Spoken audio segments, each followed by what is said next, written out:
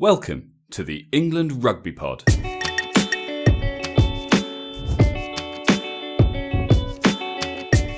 Thanks for downloading episode 122.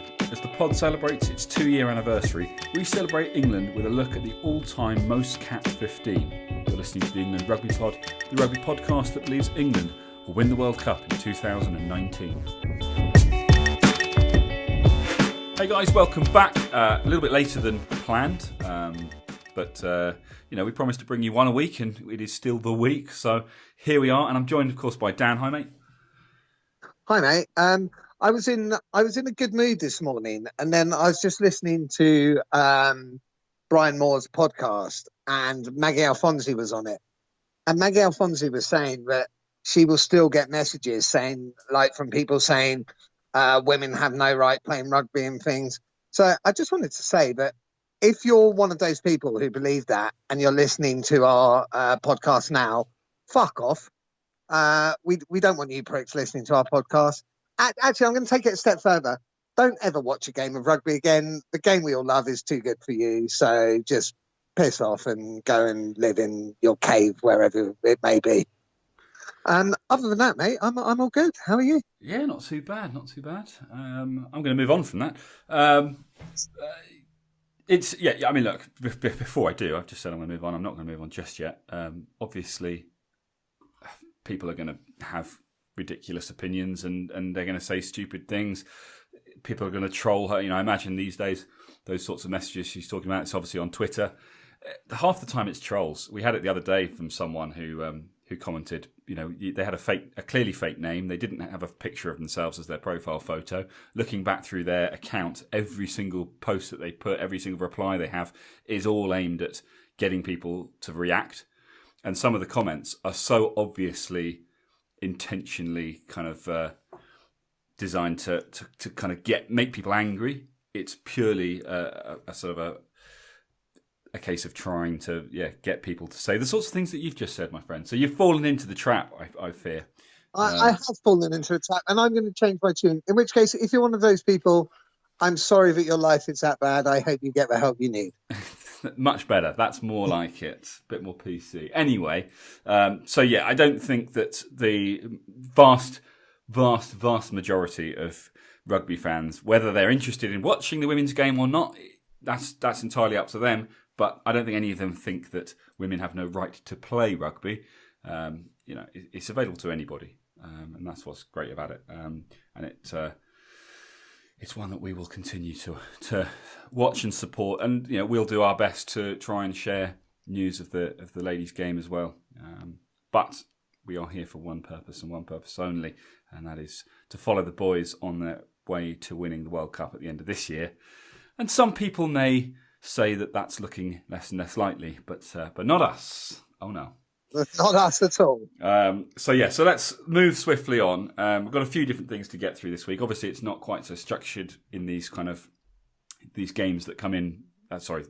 These phases of the season that come in when international rugby is not really going on. But that doesn't mean we don't have things to talk about. But before we get ahead of ourselves, we have had another review. This is from, I don't know if this is a new one. It's familiar, but Love the Format is the title. 5 stars is given. It's by Airborne FF. He says, don't stop doing the before, during and after game comments. I think it's honestly what 99% of people think, and it's refreshing to hear it live as opposed to a with hindsight perspective. So appreciate that. It's why we do it. Yeah, it's exactly the reason that we do it, and we're not planning to stop. I think most of the comments about that format have been positive. I know one or two have questioned the point of them, but hopefully that's clearer now that we've explained ourselves, and clearly Airborne FF gets it, and it's entirely so that people can hear the sort of. I know our opinions are. I guess it's more like the opinions that you get from the pundits at the games, the professional ones, but the amateur version, as opposed to being the amateur reviewer, armchair warrior, whatever you want to call it, who waits until the end of the game and then says, "Oh, I knew England was shit. I knew Eddie Jones was shit." I know at half time I was saying that he was the greatest thing since whatever. But yeah, so the idea is that we we roll with the highs and the lows. We're there for it all, Dan. That's what we're all about, right? Absolutely, and we're happy to open ourselves up for ridicule because, quite frankly, a lot of the time we deserve it. But that's what being a fan is all about. Exactly. Okay, so a few things are going on. Quick bit of news, if you like. Israel Dag, if you've not already read about it, he's only 30. He's just retired from rugby. I don't know whether that's because of an injury issue. I don't know whether that's because he's perhaps not getting selected anymore. Seems quite young. Yeah, I have no idea. All I know is the guy is an absolute incredible rugby player. Yeah, it's a shame. Has he retired from international or retired from rugby full stop? I think he has retired from rugby full stop. But as I say these words, I am going to turn to something that might retires from rugby full stop. Oh, because of a knee injury. Okay, fair enough. Well, yeah, you'll be a loss to the game, Israel Dag. You're an absolutely incredible player. Right. Well, yeah. It's I mean, obviously it's awful for him, but it's less interesting now that we know it's an injury because it's sort of like fair enough. If you're injured and you can't play anymore, then you've got the rest of your life to think about. So moving swiftly on then. The other thing I think is particularly interesting and much more relevant to us and to England, Danny Cipriani has just signed a new contract with Gloucester. It's a 3-year deal, which will likely see out his rugby career. Given that there's been so much chat about the fact that Danny Cipriani, whether you think he should or shouldn't be involved with the England setup, the fact that it certainly appears like Eddie Jones has closed the door on him. Are we surprised that he hasn't maybe looked for the big payday for these last few years? Yes, I am surprised because he could get a massive payday somewhere. Gloucester seems to have suited him well, and I'm massively happy that he's staying at Gloucester. I'm hoping, I think I'm being ambitious and I'm reading between the lines too much, but I'm hoping the reason he's done that is because there is still a slight light at the end of the tunnel that he might still be able to be involved in the England setup. But I have no reason to, that's fine. Say that. That's what we base most of our facts on, reading between the lines, reading things that aren't there between the lines. And I will do the same. I think there are two Eddie Joneses. Okay, I think there's the Eddie Jones that stands in front of the cameras, and I think it's all intentional. I think it's clever as well. I think it's Eddie Jones that stands in front of the cameras and gets everyone basically berating him personally and perhaps focusing less on the individuals behind the scenes. And now whether that's because he's hiding certain tactical decisions that they might be sort of things that they want to try out, or whether that's because he wants to draw attention from bad performances or whatever the reason, I think he's very good at saying things that ensure that the media focuses on him.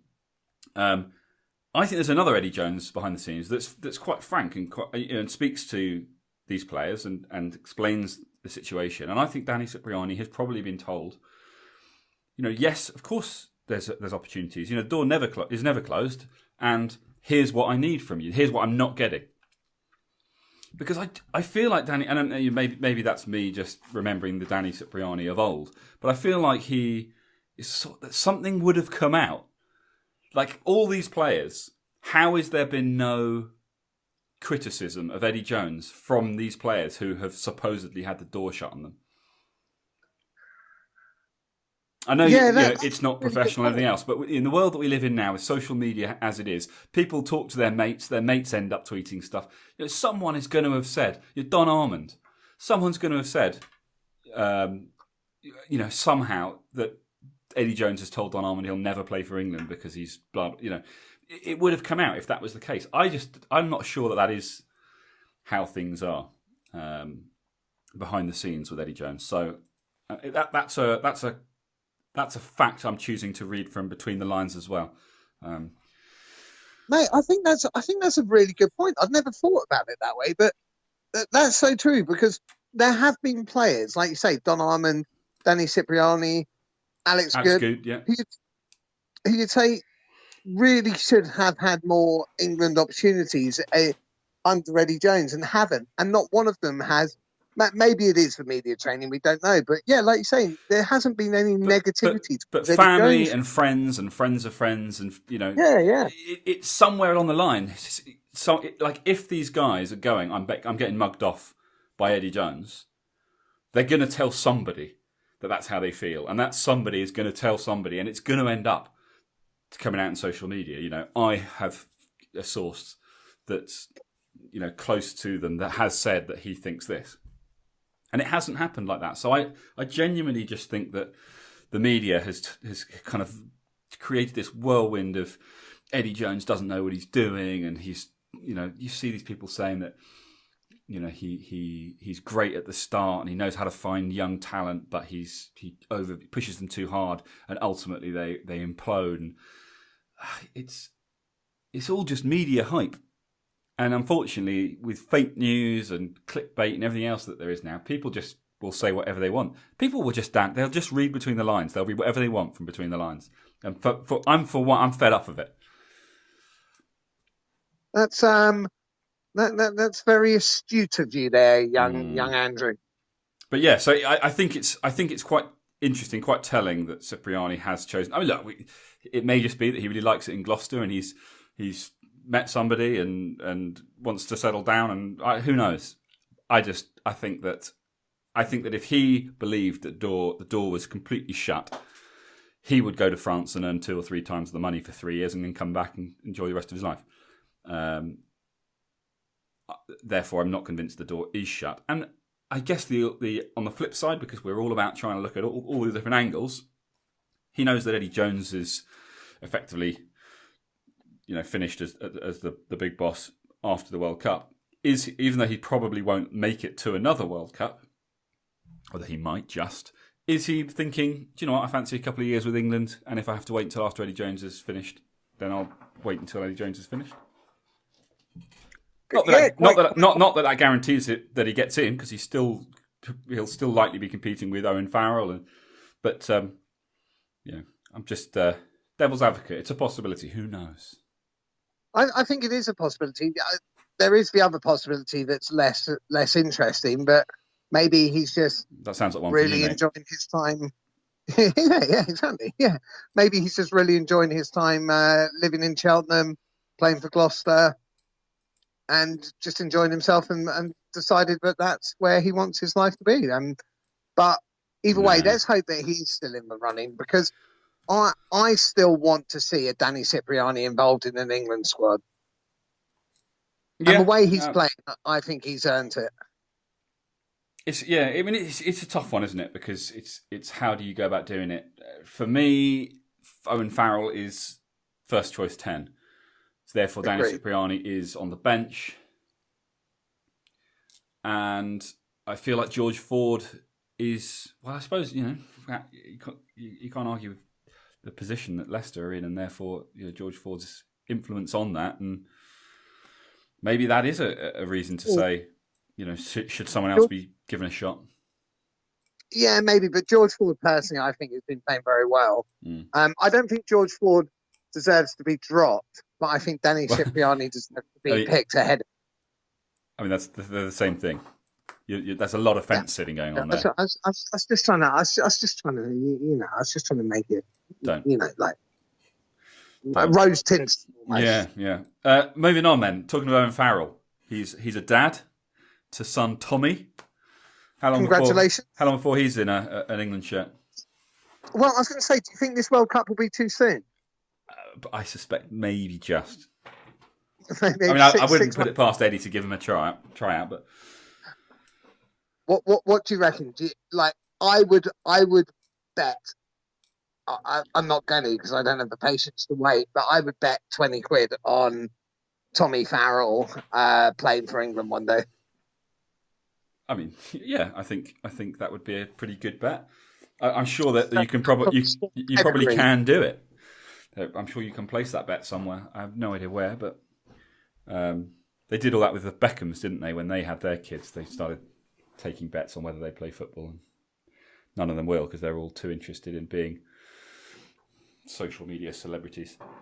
So the world is changing, so who knows? But he's certainly got, like you say, strong pedigree that's going to no doubt push him down a certain route. So we shall have to wait and see. But interestingly, he was at the hospital while his wife was in labour, and I think 45 minutes before kickoff, Saracens, who were they playing? It was they had Glasgow. Glasgow, that's it. Yes, and 45 minutes before kickoff, he was calling Mark McCall to say, I can still make it. At this point, of course, he was in the hospital. His wife still hadn't given birth, so he seemed to think that he had 45 minutes to quickly have his baby or watch his baby being born, and then make it in time to play the game. Which, of course, he was told, "Don't be an idiot, stay where you are," which he did. So he did the right thing. But I love that. Yeah, it's just this is the passion that this guy has for the game, and I think you read a lot of people's armchair warrior views, and they're all banging on about how Farrell's a liability and his temperament is a liability to England and all this sort of stuff, and it's like it's not at all. I'm going to come on to that later. Anyway, any other interesting bits of news? I don't know if did you see the Tadburn dive? So I saw a clip of the dive. Now, this is. Should we go into this? Let's just briefly discuss. So here's the thing. So I'll be upfront. My personal thing is there's no place for it in rugby. It's actually not on. I don't get me wrong. I'm not going to hold this against Hagman for ages. At the time, I was like, you idiot for doing it, but fine, it's done. Get over it. But just to play devil's advocate, here's the slight thing. If he doesn't dive, there's probably no penalty, and it probably means that they don't go through. As in, they may not go through. So the argument is that dive may have won them the match. However, I don't think there's a place in rugby. What I would like to see is, firstly, I think it was Chris Jones on the BBC website saying what he'd love to see is, so I can't remember who the player was, Schumer or something like that, who shouldered him. What I'd love to see is say penalty reverse for the shoulder. Chris Jones said this, and then penalty reverse for the dive. I would love to have seen that. That is not rugby, but it does take a strong man not to dive there and take a penalty.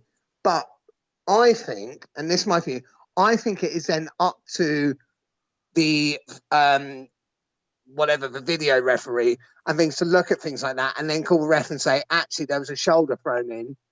There needs to be a penalty. I think they need to look at things like that so the players don't dive to try and engineer penalties. But for me, overall, I don't like it. There's no place for me for that in rugby. 100%. I don't even think it needs that much explanation. I think, look, bottom line is do whatever you want to do. If you want to do that in rugby, then by all means do it. But given that there's cameras everywhere, you expect to get punished. Like even in football, I can't believe I'm saying this, but in football you get penalised for diving. I know it's rare that they get caught because apparently it's become part of the game. But in theory, you get penalised for diving. So 100%, a replay, they should be saying, no, it was a dive. Reverse the penalty. And then if they want to then look at the incidents surrounding it and stuff, I don't know. I think it's that situation, watching the replay, it was way too premeditated. You say it takes a big man not to dive. Honestly, I don't think I would consider that. These guys are all pretty aggressive, pretty fired up. Someone drops a shoulder on you, surely your first thought is to retaliate, not to dive on the floor and wave your hands in the air. The problem if you retaliate. No, I'm not saying that's what you should do, but I'm saying if you're talking about instinctive reaction, surely that is the instinctive reaction, not to dive on the floor. And if your instinctive reaction is to dive on the floor and wave your hands in the air, then we've got a fundamental problem. I think there's something premeditated in that, in what he did there.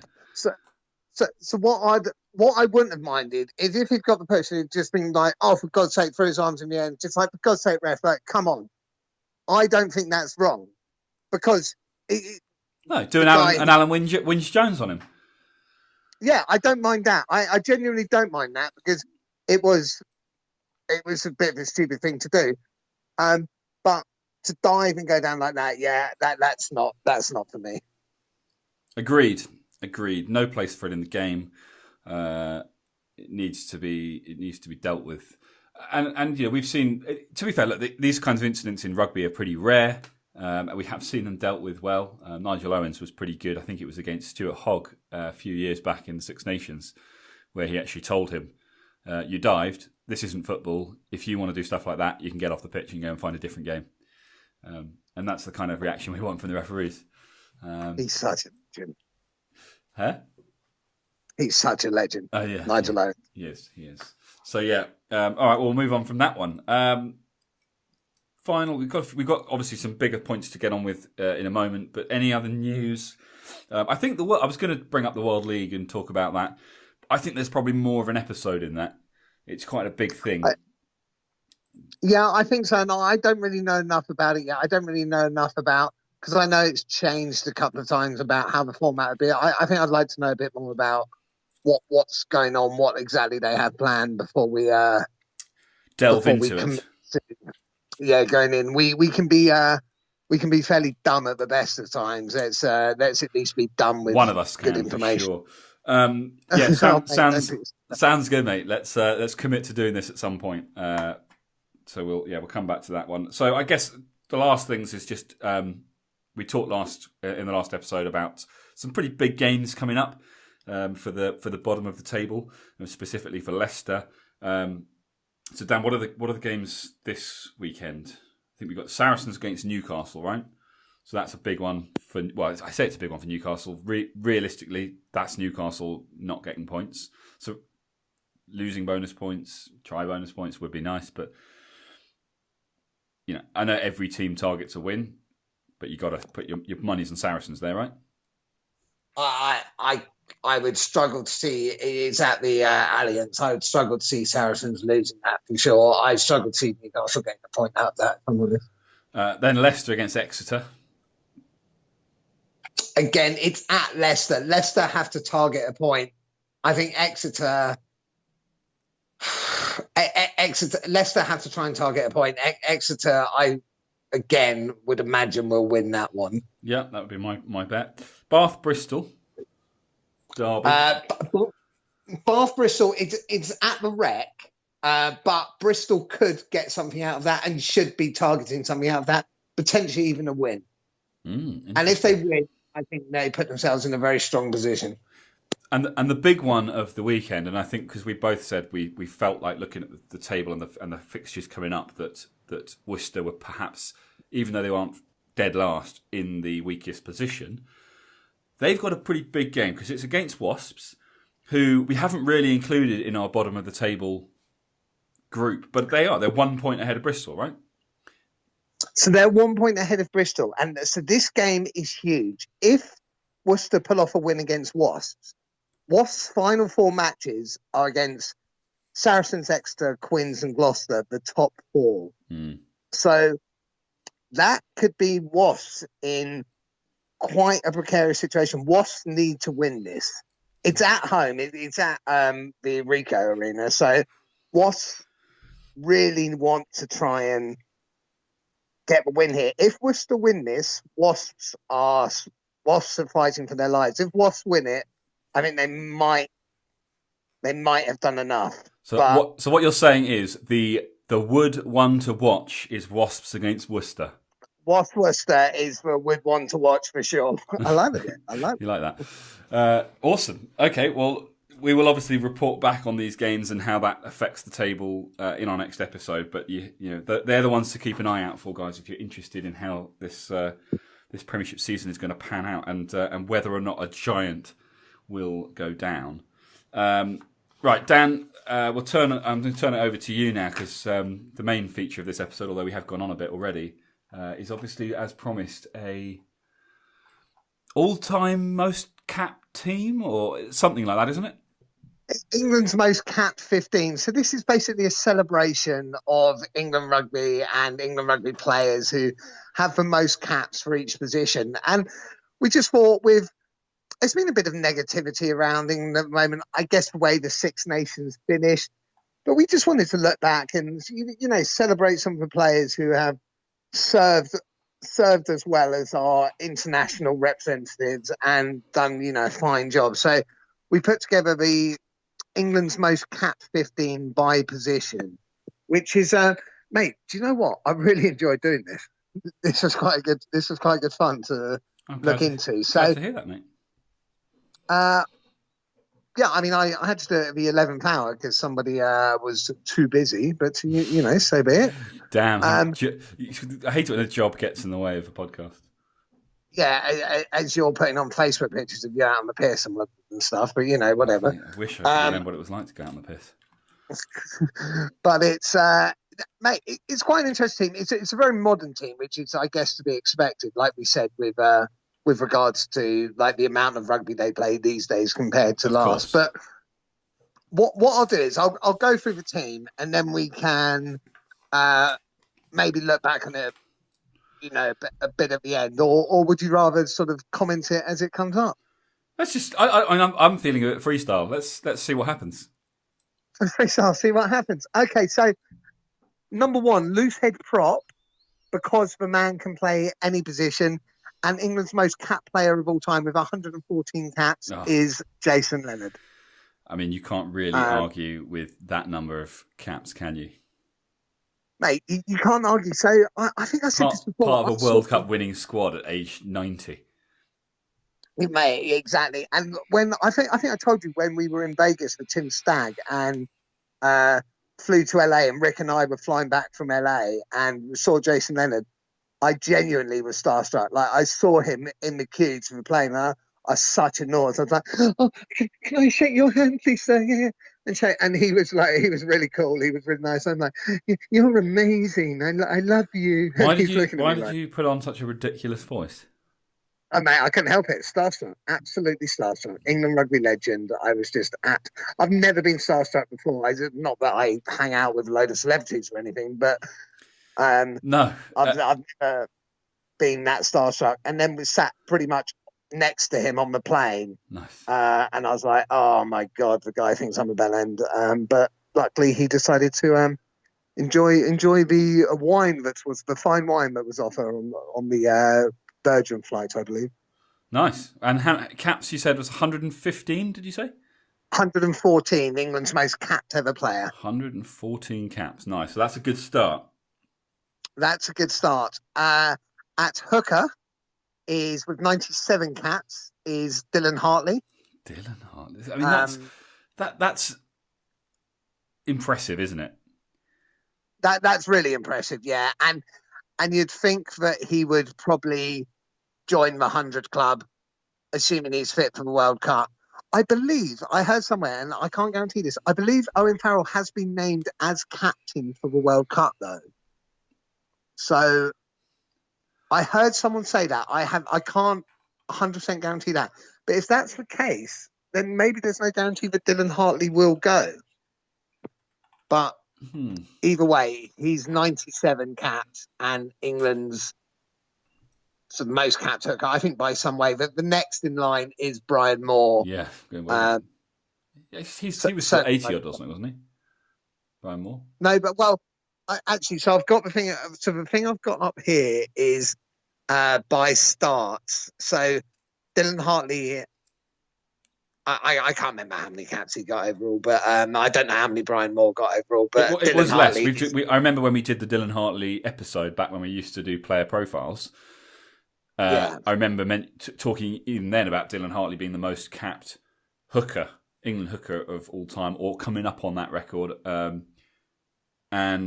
He's the standout. I'm pretty sure that Brian Moore was second, as you say, but with 80 something. But anyway, it's out there somewhere. It's out there in the old World Wide Web. Look it up. And then number 3, tight head. You've got Dan Cole, who has 85 caps. He's been a workhorse. 85 caps. I think what's going to be interesting is at the end of all this is looking back and going, how many of these guys are still in contention? Because 2 out of 3 so far. Yeah, I'd say 2 out of 3. I mean, no, 2 out of 3 are. Oh yeah, completely Arsenal contention. Jason Leonard, he's probably Just too old. His days are probably gone. Although I wouldn't put it past him. Just too old. Yeah. Right, moving to the row. So, I tell you, before you get on to, if Martin Johnson isn't one of them, something needs to change. He is. Oh, good. Yeah, he is. He's England's most capped second row ever, and he'd of it. And in my mind, is the captain as well. He's got 84 caps. 84. Yeah, and he's the of which of those 82 were as a starter. Nice. And then the other second row, which this is where things can get a bit tricky. So the most caps next is actually Courtney Laws with 71, but some of them have been obviously as back row. If you look, so I had a look at a different thing. The person who started the most games at second row, not that next would actually be Wade Dooley. And so do we know how many caps Wade Dooley had? So I know he started 54 matches. I don't know if there may well be more caps as a sub, but Courtney Laws in second row has only started 44. But of his 71 caps, he started 44 as second row. He probably started some as back. Well, he definitely has started some as back row as well. And obviously he's come on a sub for a few. But do you know what I think? But do you know what I think? Looking at that, the difference, like if Wade Dooley had 68 caps, if there was a couple of caps between them, I think I'd be inclined to say lean towards him for the starts. But 54 versus 71, and I know that we probably want to double check exactly how many caps Wade Dooley got, but 54 versus 71 is quite a big discrepancy for me. So I think on that basis, I would go Courtney Laws for that additional experience. I think so. And actually, moving to the flankers, what's quite interesting here is if you go by the amount of caps in the flanks, you'd have Joe Worsley and James Haskell. Joe Worsley was 78 caps. James Haskell was 77.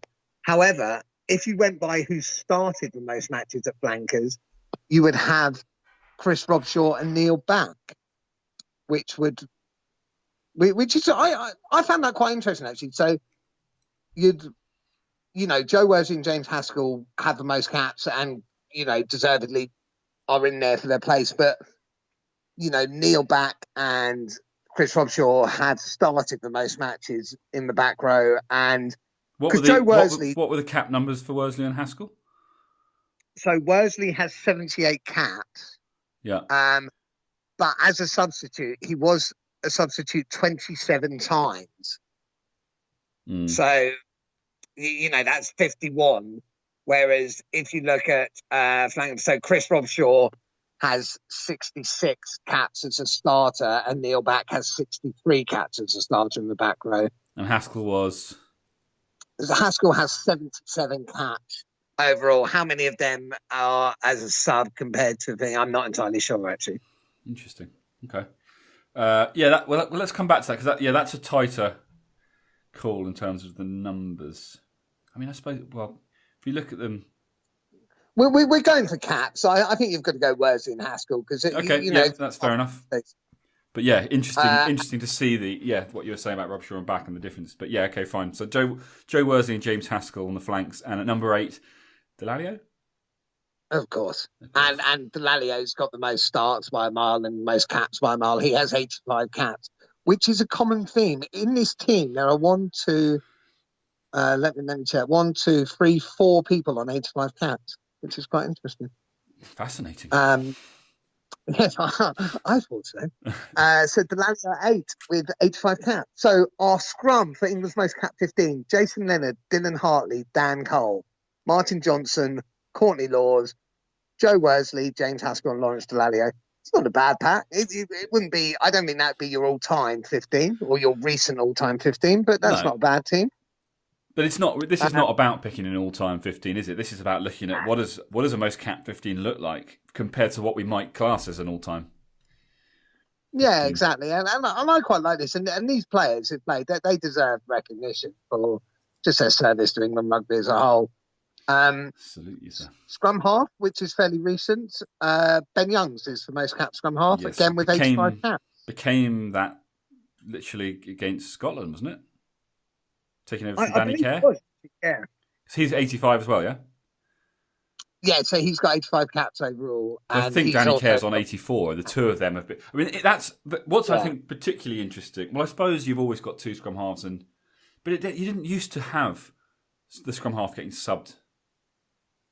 Has that been going on for a while though? Thinking back to the days of Dawson, that did happen a lot then as well, didn't it? So that has been going on for some time. But Danny Care, interestingly, we say with 84 caps, Danny Care, interestingly, only has 38 caps as a starter, and he is England's most substituted player with 46. Yeah, I mean it is very much the starter finisher role though. And we've discussed this at length over the last few years, haven't we? So it's a bit of a unique. I suppose it's a bit like prop actually. Starter finisher. It's a thing now. So being a finisher or substitute, if you prefer, is still a valuable cap. Oh, massively so, massively, and probably more so than perhaps it used to be, when it was more about if he looks like he can't manage anymore, we've got our next best to come on, or if he, now it's about who's going to be most impactful for the last 20 minutes, 30 minutes.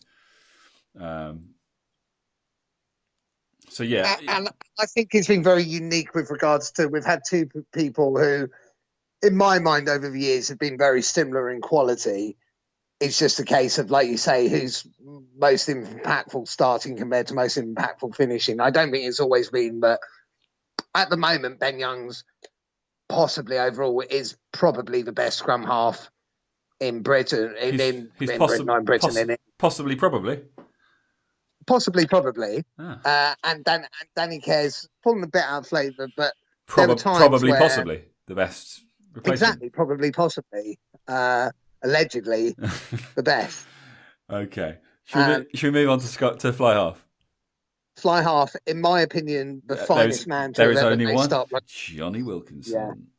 Yeah. I honestly believe he's the best person to have ever played rugby. But he's 91 caps at fly 91. Half.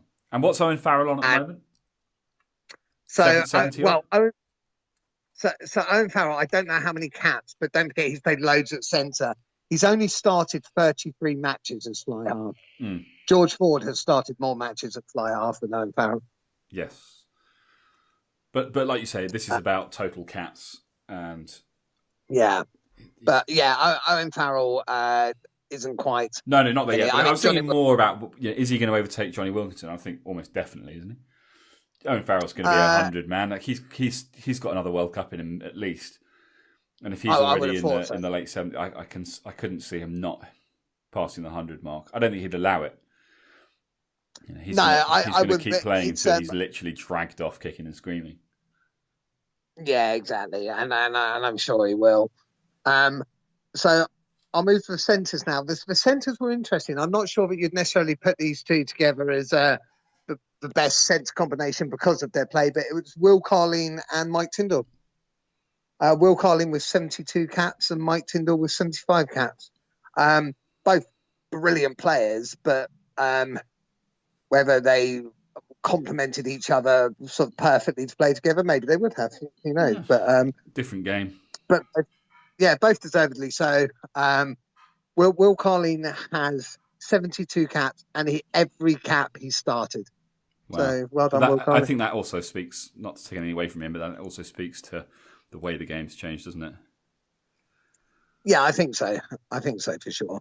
But that's a powerful centre combination. I'll give you that. Going to the wings, who do you reckon? I mean, there's got to be an Underwood in there, hasn't there? Although I don't know if they played enough games back then. Yeah, the Rory Underwood, 85 caps. England's most ever, 85 caps and 49 tries. So he's England's biggest ever try scorer by quite a way. And he 85 caps, which is just brilliant. That's and the other wing is Ben Cohen. Ben Cohen, yeah. How many was he? Played well on. Ben Cohen has 57 caps. Oh, wow. Our second most capped winger only has 57 caps. 57 caps. Johnny May already has 44 caps as a starter, so he may even have more caps as a sub. So Johnny May, I think, will catch up fairly soon. I mean, do we know how many caps Johnny May has full stop? Johnny May full stop. I'm not entirely sure, but I think Johnny May often starts, doesn't he? Yeah, I don't remember him ever. I'm sure he has when he first came on the scene, but I don't recall the last time he came off the bench. He has 45 caps. He has 45 caps overall, so he's not far off Ben Cohen. After this World Cup, I'm pretty sure he'll be. So if you said 44 starters, I think he's one as bench. So after this World Cup, he'll be close to Ben Cohen and the warm-up matches. So I'm sure Johnny May will take that soon and deservedly say he's been brilliant. So Underwood Cohen, but it will look like Underwood May in about a year, which would be a hell of a fullback. Mike Brown. Yeah, Mike Brown. So Mike Brown obviously has played some games as a winger as well. But actually, Mike Brown has started the most matches at fullback by a way as well. He started 54 matches as fullback. Whereas your next in row would be Matt Perry, who started 33 matches as fullback. And Mike Brown was 72, 73 caps, something like that? 72 caps, yeah, well done. 72. Well done. Well, we did a profile on him as well, didn't we? So. Yeah. So that's an interesting. Do you know what? And the other thing is looking at that side. In terms of we talk now about what England lack are leaders, like true proper warrior leaders. Jason Leonard, I don't know whether he was really a leader or not, but just the number of caps makes him one. Dylan Hartley, you can't argue with the fact that he is a leader. Martin Johnson, of course, who's our captain in this team. Lawrence Dallaglio, an ex-England captain. Johnny Wilkinson, an ex-England captain. Will Carling, an ex-England captain. Mike Brown, to a lesser extent, is considered one of the leadership guys for his experience. I don't know whether you would class Tyndall in that. Tyndall maybe, but also I think someone like James Haskell could probably almost be considered as Ben Youngs-ish. James Haskell now later on in his career, he's captained Wasps. We've seen what he can do and just that passion he has for the game. There are leadership qualities there. It's definitely something that I think when we look at the current England team, we see less. We don't see that volume of leadership to that extent, but. Also, it's the caps. I think if we were to look at the current England team and put the number of caps next to them and compare them to this, and like you say, this is not a kind of an all-time England 15, but it is the most capped one, and it would be interesting just to see the difference because experience is so important. Aside from just the sort of individual qualities that a lot of these guys have. And I think it's something we're seeing more and more of from England, as they're becoming more and more experienced, that the leadership is developing. But there will be plenty of opportunities to talk about this, and I'm sure anyone who isn't English or anyone who is old school English, and therefore that means that basically you hate England except when they're winning, will of course say that England have a complete lack of leaders and no hope, and Eddie Jones is useless, and Owen Farrell shouldn't be involved, and Billy Vunipola is the most overrated number 8 in the world. I've heard that. What? Yeah, no. Like I say, we're going to come on to that and things like it another day because we are pushing for time. But, I think people need to just remember England came second in a Six Nations in which they had 2 shockers. Yeah. So, that they scored more tries than anyone else in that same Six Nations. So don't get me wrong, I'm not defending the performances in those 2 shockers. But it's very easy, and too many people are far too quick to go, it doesn't matter how good they were in those games because they were rubbish in these ones. And look, Wales have shown you don't have to be good to win a Six Nations. Well, I think Wales can.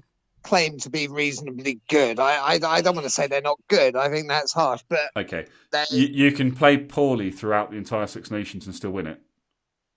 Is that you can. is that better? You can play non-World Cup winning rugby. I don't believe the rugby they play is a World Cup winning rugby. But it was poor. Like, you go on the BBC website now, and I know that people will go, "Oh, BBC, they're basically English." But you go on the BBC website and you see things like, where did I see it?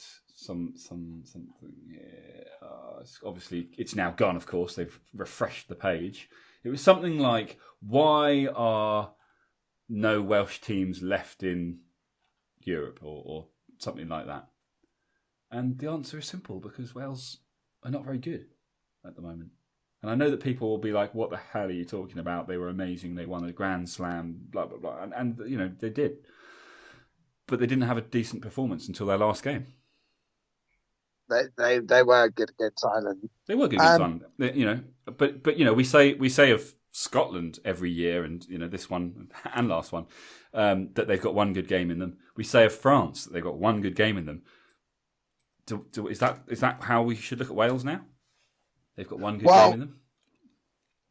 Well, the thing is, what you've got to bear in mind is if you're playing poorly and you're winning, that's not a bad place to be. No. Look, they've got a Grand Slam. That's great, and it's deserved because the teams they were playing against played worse. And you know, bottom line is, if you win the game, then you were better than your opponent on that day.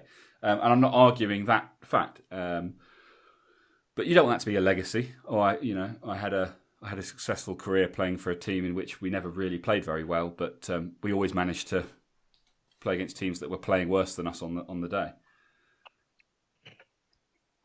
To be honest, I don't know how much I want to talk about Wales, but fair enough. I get what you're saying. Oh, the other point which we need to put in is the coach. England's most capped coach, not that it's capped, but the person who's coached England the most times, Sir Clive, of course, with 83 matches. Sir Clive, 83. And what does Eddie have currently? Eddie is, I believe, now, I believe it's 44, but Eddie, for all those haters out there, still has, and this is after 44 matches, or something very similar, still has England's best win percentage. Yeah. So for everyone who's hating Eddie, bear in mind he still has England's best win percentage as a coach. I was looking at something the other day, and I'm annoyed actually I haven't got it in front of me now. It was basically showing all of the records for the various coaches over the years, and it wasn't Brian Ashton. Who was it? Andy Robinson. Robinson had something like a 6% win success rate with England. No, it was something. It was something awful. He didn't have very many games, to be fair. That wouldn't have been Andy Robinson. Would it not? I mean, Andy Robinson wasn't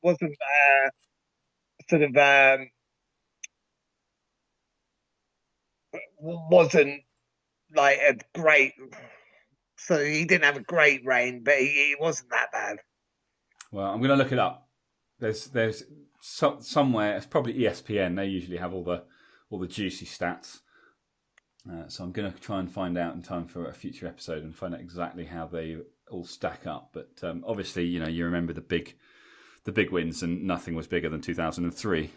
So if Eddie wants to sit himself among that kind of legend, then there's a bit of work to be done between now and October, November. So I think we should probably leave it there, and we will come back to it. We won't do it because we've done plenty today already. But I talked to you before about having something I might bring up depending on how the episode was going, and we will do this in, I think, our next episode. If we were picking a Lions team now, what would the starting 15 be? And this has been, we've mentioned it before. This has been floated around. I've seen a couple of people posting it on Twitter, and it's very interesting with post the Six Nations, in which Wales did a Grand Slam, but I think certainly most non-Welsh fans would admit that the performances were not great. Then you've got England, who came second, who had a couple of really strong performances, but also a couple of dire ones. You've got Scotland, who had a whole host of poor performances, and then obviously a cracking second half against England. You've got Ireland, who were potentially favourites for the World Cup, who just seemed to disappear during the Six Nations. I think it would be very interesting to see what a Lions 15 would look like right now from the obviously totally unbiased perspective of the England Rugby Pod. yeah, exactly. So it'd be Lions 15. So yeah, we will do that, guys, in certainly one of the next couple of episodes. But yeah, I think for now, coming up on the hour, it's probably time to let you guys go. So unless you've got anything else to add, Dan? No. So yeah, next week will be really interesting because it'll be interesting to see how the results this weekend go, and maybe even we'll definitely at some point revisit what the relegation's looking like and what impact that may have on the England boys. Maybe we definitely will do that. Possibly, probably. Perhaps. Guys, thank you so much for listening once again. As always, if you get the opportunity and you haven't done so, or even if you have, head over to iTunes, drop us a rating and give us a review. Update a review if you've already done one. If you've got anything new you want to add, we always read them out. If you'd rather get in touch with us on email, it's englandrugbypod@gmail.com, and you can reach out to us on social media at englandrugbypod, and we will look forward to catching up with you again in about a week. Catch you then.